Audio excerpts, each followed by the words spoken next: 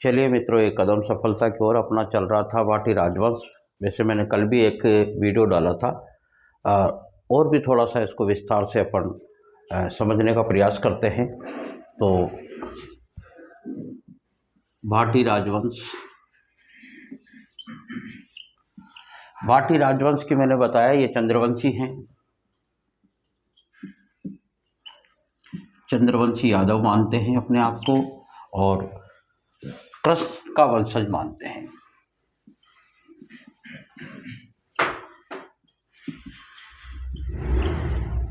इस बात का प्रमाण यह है कि मेगाडंबर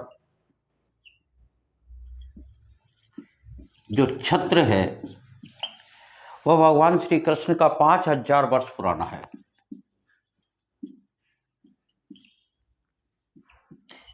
इससे यह प्रमाणित होता है कि उन्होंने अपने मतलब पूर्वजों को इनको दिया, और यह एक प्रमाणित चीज है कि इससे साबित होता है। और इससे इनको छत्राला यादवपति भी कहा जाता है। छत्राला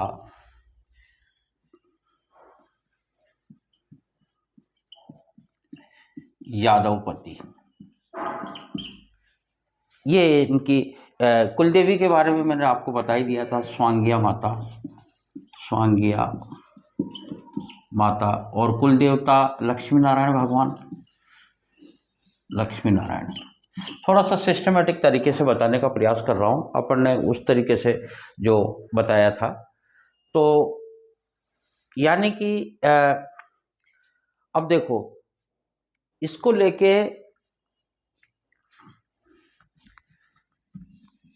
जो बातें आती है भाटी राजवंश को लेके, तो उस समय तो भाटी यानी कि यादवों का समस्त संपूर्ण भारत पर ही शासन था।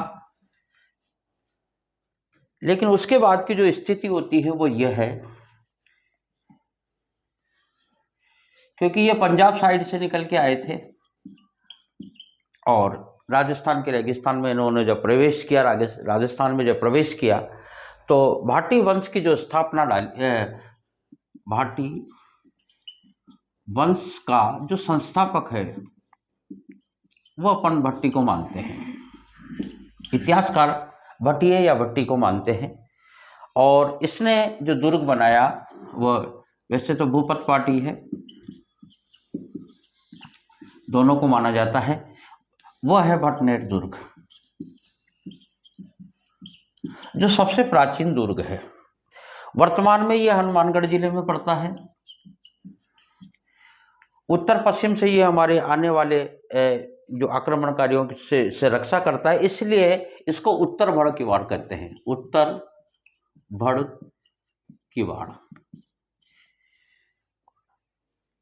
यानी कि वास्तविक संस्थापक भाटी वंश का भट्टी और भटनेर दुर्ग का निर्माण। सर्वाधिक आक्रमण झेलने वाला उस समय क्या हुआ था कि दुलचंद भाटी के समय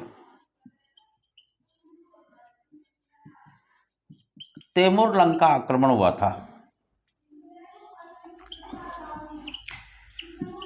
तैमूर लंका आक्रमण खतरनाक आक्रमणकारी था, ये आपको पता है, पढ़ रखा है आपने इंडियन हिस्ट्री में।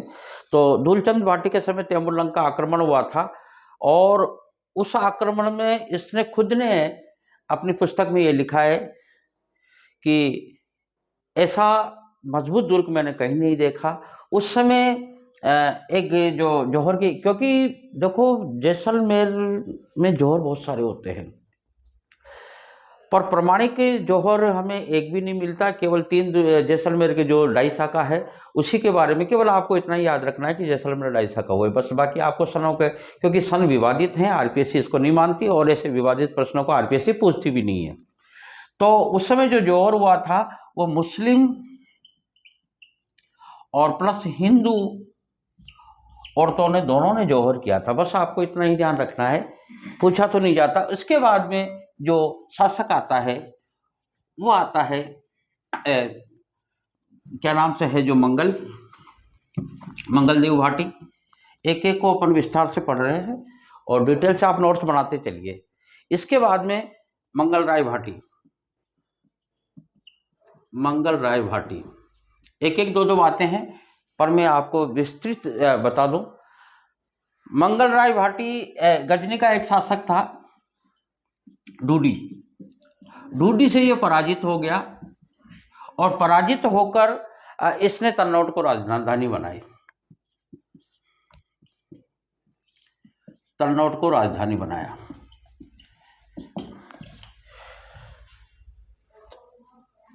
1965 में भारत और पाकिस्तान के युद्ध हुआ था। उस समय बम गोले डाले गए थे, तो तन्नौट माता की कृपा से वो फूटे नहीं थे। तो एक तरीके से ये तन्नौट को वहाँ सैनिकों की देवी या रुमाल वाली देवी कहते हैं इसको, सैनिकों की देवी। आज भी सैनिक की पूजा करते हैं, बीएसएफ के जो जवान हैं वही वहाँ की पूजा करते हैं, वही आरती वगैरह वगैरह जो भी करते हैं। रुमाल वाली देवी भी कहते हैं इसको। इस देवी का जो मंदिर बनाया था वो केर सिंह भाटी ने बनाया था। केर सिंह भाटी ने तन्नौट माता का मंदिर, इस मंदिर का जो निर्माण कराया था वो केर सिंह भाटी ने करवाया था। ये आपको ध्यान। इसके बाद में शासक आता है देवराज भाटी।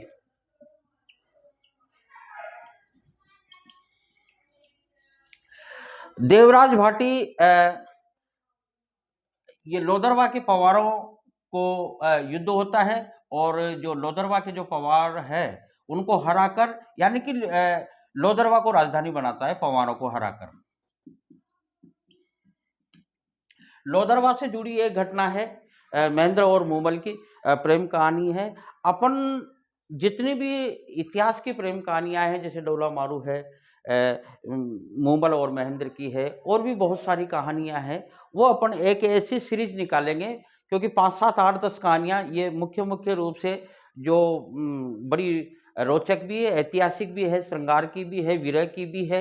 इसमें बहुत सारी दर्दनाक घटनाएं भी होती है, जो वो सारी अपन एक सीरीज निकाल देंगे। 5, 8, 10 वीडियो बना देंगे इसके। 10-10, 15-15 मिनट की कहानियां हैं, वो अपन अलग से डाल देंगे।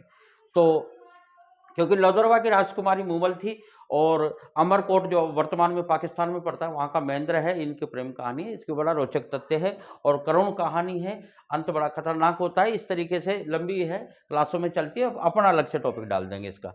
तो देवराज भाटी ने लोदरवा को राजधानी बनाया पंवारों को हराकर, और यहाँ कुछ जैन मंदिर भी मिलते हैं। इसके बाद में जो शासक आता है वह है विजयराज भाटी। एक एक को अपन पढ़ते हुए चल रहे हैं, और आप नोट्स बनाते हुए चलिए, ताकि आपको किसी प्रकार की कोई प्रॉब्लम नहीं हो। कल मैंने थोड़ा सा जल्दीबाजी में, पर वह भी आपके काम की चीज़ है।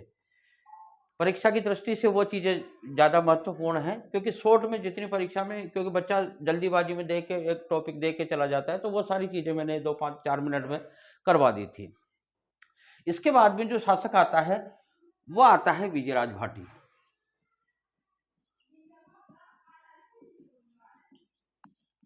विजयराज भाटी के समय मोहम्मद गजनवी ने आक्रमण किया था।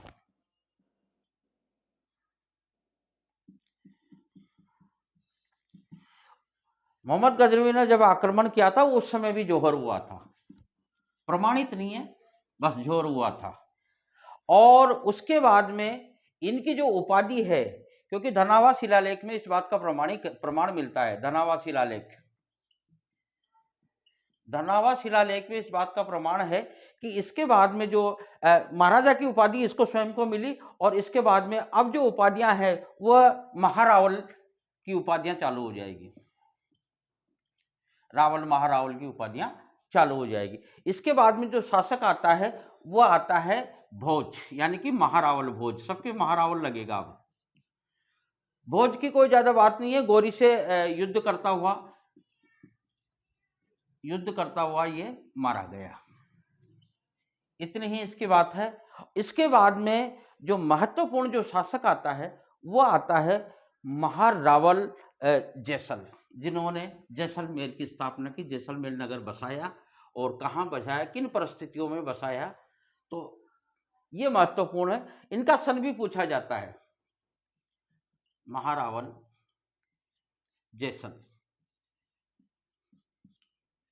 जैसल भाटी तो लगेगा सबके, भाटी तो जैसलदेव भाटी तो आपको लगाना पड़ेगा, तो भाटी तो वंश है तो इनका।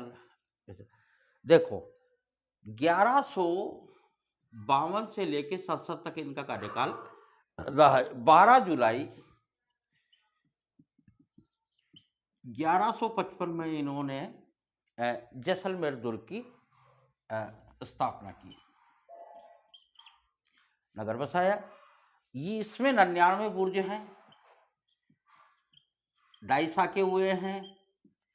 इस तरह की कुछ घाघरा नुमा आकृति की ये पहाड़ी है, जिसको त्रिकोणीय यानी कि त्रिभुजाकार बिना चूने का, इसमें चूने का प्रयोग नहीं हुआ है, चूने का प्रयोग नहीं हुआ है, यानी कि बिना चूने का ये दुर्ग है और त्रिकुट पहाड़ी पर है, त्रिभुजाकार टाइप है, जिसको कमरकोट भी कहा जाता है, घाघरा नुमा आकृति का है। इसको भाटियों की मरोड़ कहा जाता है, भाटियों की मरोड़। कई उपनाम हैं इसके, सोनारगढ़, क्योंकि ये पीले पत्थरों से बना हुआ दुर्ग है, तो सूर्य की जो किरणें पड़ती है तो ये ऐसा चमकता है जैसे कोई सोना चमक रहा हो, इसलिए इसको स्वर्णगिरी भी कहते हैं। और भी बहुत सारे उपनाम हैं जो अपन दुर्गों में पढ़ लेंगे।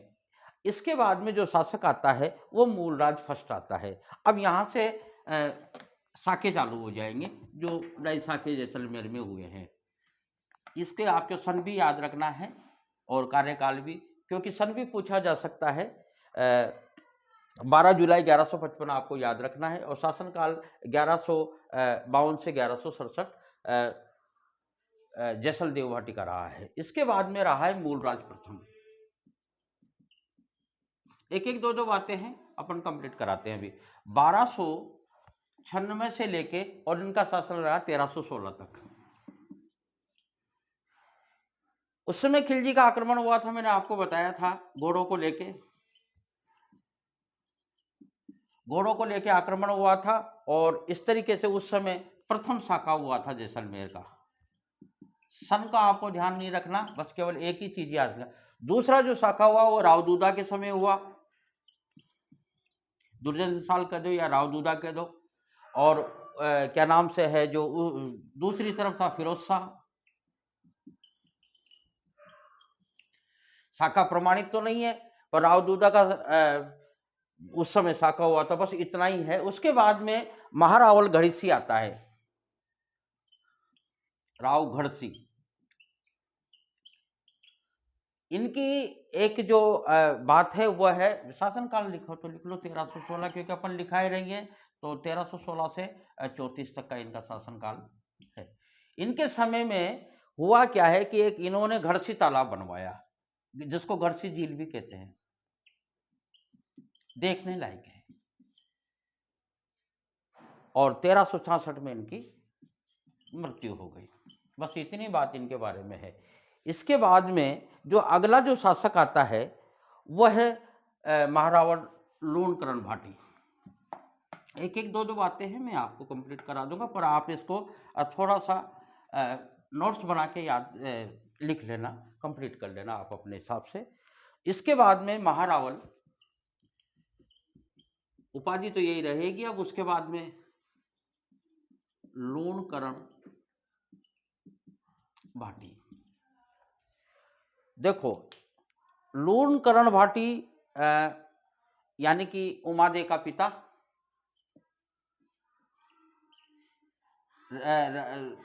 इतिहास में इसको रूठी रानी के नाम से प्रसिद्ध है, सबको पता है आपको, रूठी रानी के नाम से। उस समय क्या हुआ कि कंधार का जो शासक था, मैंने बताया था कि दोनों भाइयों में युद्ध हुआ था, और आमिर खां इसको शरण दे दी थी लूणकरण ने, और भाई की तरफ पगड़ी बदल भाई यानी कि अपनी पगड़ी दे दी थी उनको। भाई एक तरीके से धर्म भाई बनाया, और इस बंदे ने लूणकरण के साथ विश्वासघात किया। और उस समय विश्वासघात किया जिस समय क्या हुआ था कि सिंध में हिंदुओं को मुसलमान बना दिया गया था, तो उस समय इसने एक यज्ञ करवाया था लूणकरण भाटी ने, और उस यज्ञ के द्वारा हिंदुओं को वापस, जो मुस्लिम बनाने गए थे उनको वापस हिंदू बनाया जा रहा था यज्ञों के द्वारा, यानी कि शुद्धिकरण किया जा रहा था। ये विश्व के इतिहास में ही एक तरीके से, भारत के इतिहास की क्या बात करूं, विश्व इतिहास में ये पहली घटना है शुद्धिकरण की, जिसको मतलब मुस्लिमों से हिंदू बनाया गया था। ये श्रेय लोणकरण भाटी को जाता है। तो इस तरीके से शासनकाल लिखना चाहो तो आप 1528 से 1550, 1528 से 1550, क्योंकि जो शाखा हुआ था ये थोड़ा सा प्रमाणित माना जाता है कि ये 1550 का हुआ था। इसको अर्ध शाखा ही कहेंगे अपन। इसके बाद में यानी कि ढाई शाखे पूरे हो गए। आपको ढाई शाखे के बारे में याद रखना है, ज्यादा आपको याद रखने की जरूरत नहीं है। तो ये अर्ध शाखा के नाम से राजस्थान के इतिहास में प्रसिद्ध है, अर्ध शाखा 1550। इसके बाद में आता है हर्राई भाटी। दो चार बातें हैं, अभी कंप्लीट करा देते हैं। हर्राई भाटी, हर्राई भाटी का देखो कुछ भी नहीं है, नागौर दरबार लगा था। नागौर दरबार में इसका शासनकाल जो है 1561 से लेके और 1677 तक रहा था। तो आपको सबको पता है 1570 में अकबर ने नागौर दरबार लगाया था। नागौर दरबार में इसने अकबर की अधीनता स्वीकार कर ली थी भारमल के कहने पर। भारमल के कहने पर अकबर की अधीनता स्वीकार कर ली थी और अपनी पुत्री नाथीबाई का विवाह कर दिया था अकबर के साथ में। और यानी कि भाटी वंश का पहला शासक है ये, जिसने मुगलों की अधीनता स्वीकार की थी। इतनी ही बात है। इसके बाद में अब शासक आता है भीम सिंह। एक दो बातें हैं, कुछ को आपको याद रखना है। जैसे मान लो इस वाले को याद रखना है, आपको लोणकरण को भी याद रखना है, हर्राई भाटी को भी याद रखना है। इसके बाद में अब आता है महारावल भीम सिंह।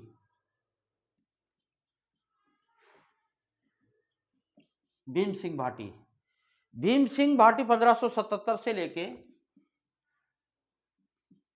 क्योंकि उसकी मृत्यु के बाद में 1613 तक इसका शासनकाल रहता है। इसके शासनकाल में क्या होता है, ये भी अकबर की अधीनता स्वीकार कर लेता है और ये क्या करता है, अपनी पुत्री की शादी रतन कंवरी की शादी कर देता है जहांगीर से। और इसी पुत्री को यानी कि रतन कंवरी को मल्लिका जहां के नाम से इतिहास में जाना जाता है। मल्लिका जहां, यह महत्वपूर्ण बात है। इसके बाद में अमर सिंह भाटी आता है। अमर सिंह भाटी, एक दो बातें हैं, पर जो कुछ चीजें हैं, जैसे मान लो भीम सिंह की पुत्री रतन कंवरी है, जहांगीर के साथ शादी हुई, मल्लिका जहां के नाम से जाना जाता है। अमर सिंह भाटी ने क्या किया कि सिंधु नदी का पानी जैसलमेर में लाने का प्रयास किया और लाकर यहां एक तालाब बनाया, अमर प्रकाश तालाब, जिससे जैसलमेर में हरियाली होगी, क्योंकि वहां तो रेगिस्तान था। और एक रमणीक स्थान बनाया, यहां पर्यटन स्थान बनाया अमर सागर, और मंदिर भी बनाया अमर सागर मंदिर, अमर सागर बाग बगीचे उद्यान, इस तरीके से इसने ये काम करा। यहां कुछ जैन मंदिर भी हैं, प्रसिद्ध जैन मंदिर है, 3 जैन मंदिर हैं। इसके बाद में शासक आता है अक्षय सिंह। अक्षय सिंह की भी एक दो बातें हैं, ज्यादा बातें तो नहीं है, क्योंकि शासक अक्षय सिंह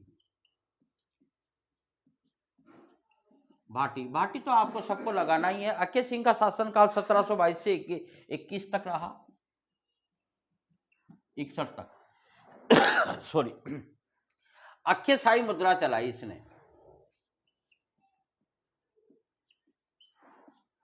अक्षय शाही मुद्रा चलाई, कर प्रणाली को निश्चित किया, यानी कि टैक्स निश्चित किया।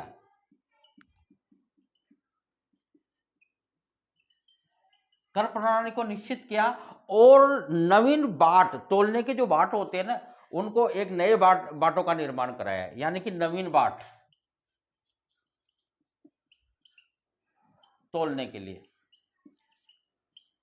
इस तरीके से इसके बाद में मूलराज सेकंड, क्योंकि मूलराज प्रथम पहले आ गया, प्रथम शाखा के समय जैसलमेर का प्रथम शाखा मूलराज फर्स्ट के समय ही होता है। यह है मूलराज द्वितीय, यानी कि सेकंड। इसकी कोई बात नहीं है, 1761 से लेके और 1819 तक इसका शासनकाल रहता है। इसकी एक ही बात है, इसने 12 दिसंबर 1818 में अंग्रेजों से संधि कर ली थी, अंग्रेजों से संधि, बस यही बात है। इसके बाद में गज सिंह है। गज सिंह के बारे में इतिहास में कुछ दिया नहीं है, केवल शासनकाल दिया है 1819 से लेके, क्योंकि 1818 में अंग्रेजों से इसने संधि कर ली 12 दिसंबर। इसके बाद में शासन गज सिंह का आ जाता है। गज सिंह 1819 से लेके और 1846 तक रहता है। इसने अफगान युद्ध में अंग्रेजों की सहायता की थी, युद्ध में अंग्रेजों की सहायता की थी। बस इतनी ही बात और इसकी मिलती है। इसके बाद में एक शासक आता है जो जैसलमेर की शिल्प कला को अंतर्राष्ट्रीय शिल्प कला तक ले जाता है, यानी कि उसके समय में, उसके शासनकाल में उस कला को, जैसलमेर की जो शिल्प कला है वह अंतर्राष्ट्रीय ख्याति प्राप्त हो चुकी थी, और वह है रणजीत सिंह भाटी। रणजीत सिंह भाटी, इसके समय में क्या होता है, रणजीत सिंह समय के बाद यहाँ की जो जैसलमेर की शिल्प कला है इसको अंतर्राष्ट्रीय ख्याति प्राप्त होगी थी, अंतर्राष्ट्रीय ख्याति प्राप्त, यानी कि पूरे विश्व में यह शिल्प कला पहुंच चुकी थी। इसके बाद में आते हैं शासक बेरीसाल। बेरीसाल भाटी, बेरीसाल भाटी 1864 से इनका शासनकाल माना जाता है 1890 तक।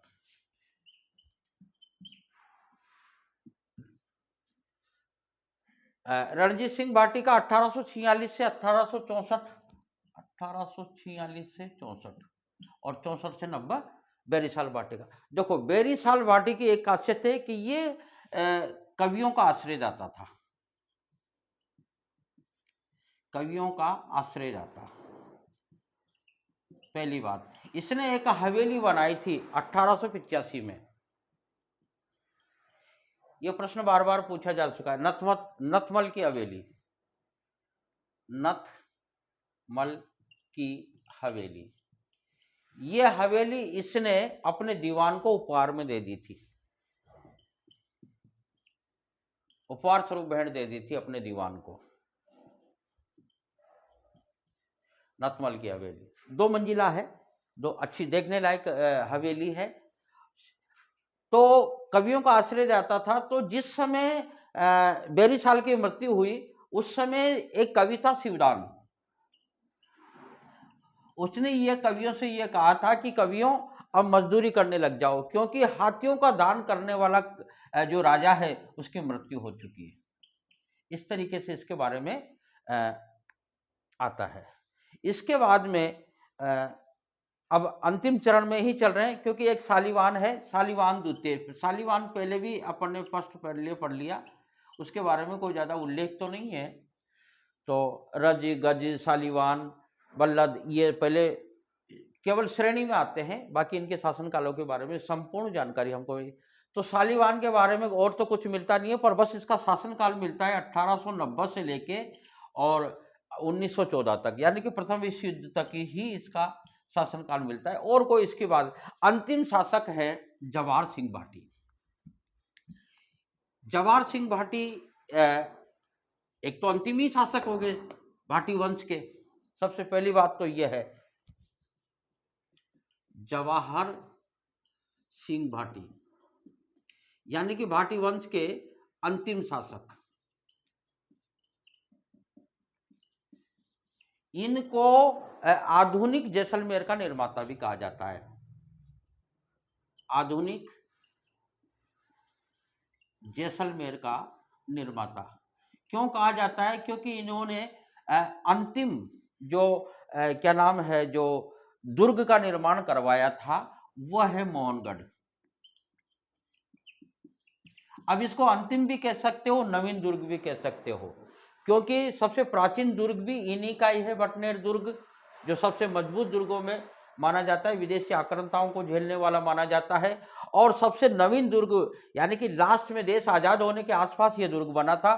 तो ये नवीन दुर्ग भी मतलब भाटियों का है और प्राचीन दुर्ग भी भाटियों का है। इसको मोहनगढ़, श्री मोहनगढ़ के नाम से भी जाना जाता है।